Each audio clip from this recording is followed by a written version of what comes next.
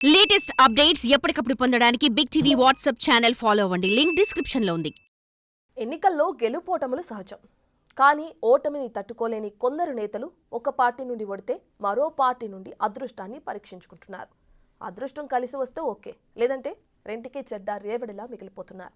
ఇప్పుడు ఇదే పరిస్థితి ఓరుగల్లు నేతకు కంటి మీద కునుకు లేకుండా చేస్తుందట. తన పరిస్థితికి వాస్తు దోషమా లేక పార్టీ దోషమా తేల్చుకోలేక తర్చన భర్చన పడుతున్నారట. ఇంతకీ ఎవరా నేత? ఈసారి ఆయన ఎటువైపు చూస్తున్నారు? ఓడలు బండ్లు, బండ్లు ఓడలవుతాయనే సామెత వర్ధన్నపేట మాజీ ఎమ్మెల్యే ఆరూరి రమేష్ కు సరిగ్గా సూటవుతుంది. 2 సార్లు అసెంబ్లీ ఎన్నికల్లో రాష్ట్రంలోనే 2వ అత్యధిక మెజార్టీతో గెలుపొందిన నేత ఆయన. ముచ్చటగా 3వసారి హ్యాట్రిక్ కొడతారని అందరూ భావించినప్పటికీ 2023 అసెంబ్లీ ఎన్నికల్లో కాంగ్రెస్ అభ్యర్థి నాగరాజు చేతిలో దారుణంగా ఓడిపోయారు. అయితే ఆ ఓటమిని భరించలేక పార్లమెంట్ ఎన్నికల్లో గెలిచి తీరాలని నిర్ణయించుకున్నారు. వరంగల్ జిల్లా బీఆర్ఎస్ పార్టీ అధ్యక్షునిగా ఉన్న ఆరూరి రమేష్ పార్టీ మారాలని నిర్ణయించుకున్నారు. ఆ క్రమంలో 2 వారాల పాటు హైడ్రామా నడిచింది. పార్టీ మారొద్దంటూ బీఆర్ఎస్ నేతలు ఆరూరి రమేష్ ను బలవంతంగా లాక్కెళ్లటం, కేసీఆర్ వద్దకు తీసుకెళ్లి బుజ్జగించటం అన్ని ఓ సినిమా ఎపిసోడ్ ను తలపించాయి. ఆ తర్వాత పార్టీ మారేది లేదంటూ ఆయన ప్రకటించిన వెంటనే బీజేపీ నేతలు ఆరూరితో భేటీ అయి ఇంకో ఎపిసోడ్ నడిపించారు. ఆ క్రమంలో పార్లమెంట్ ఎన్నికల ముందు ఎట్టకేలకు పార్టీ మారటానికి సిద్ధమయ్యారు ఆరూరి. పార్లమెంట్ ఎన్నికల ముందు కాషాయ తీర్థం పుచ్చుకున్నారు.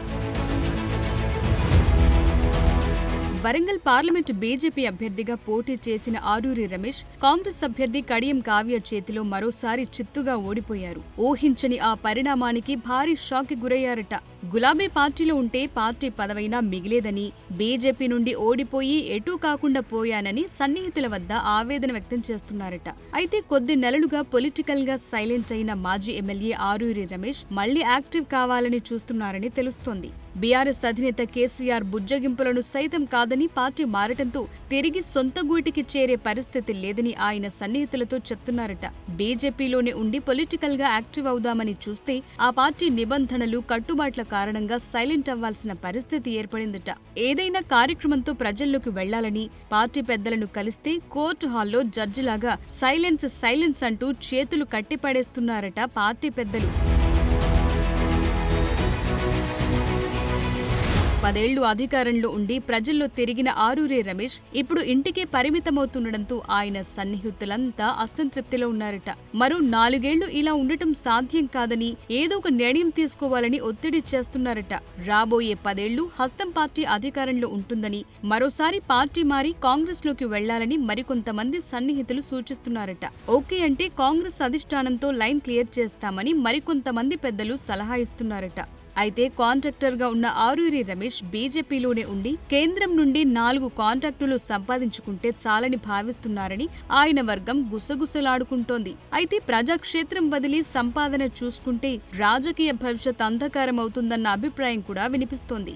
రాజకీయం పులిమీద సవారీ లాంటిదని, ప్రయాణం ఆపితే పొలిటికల్ లైఫ్ క్లోజ్ అవుతుందని, అందుకే హస్తం పార్టీలోకి వెళ్లాలని ఆయన సన్నిహితులు కొద్ది కాలంగా ఒత్తిడి తెస్తున్నారట.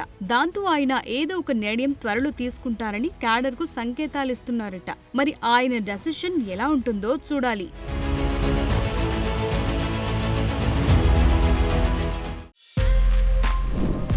For more videos like this, subscribe Big TV channel.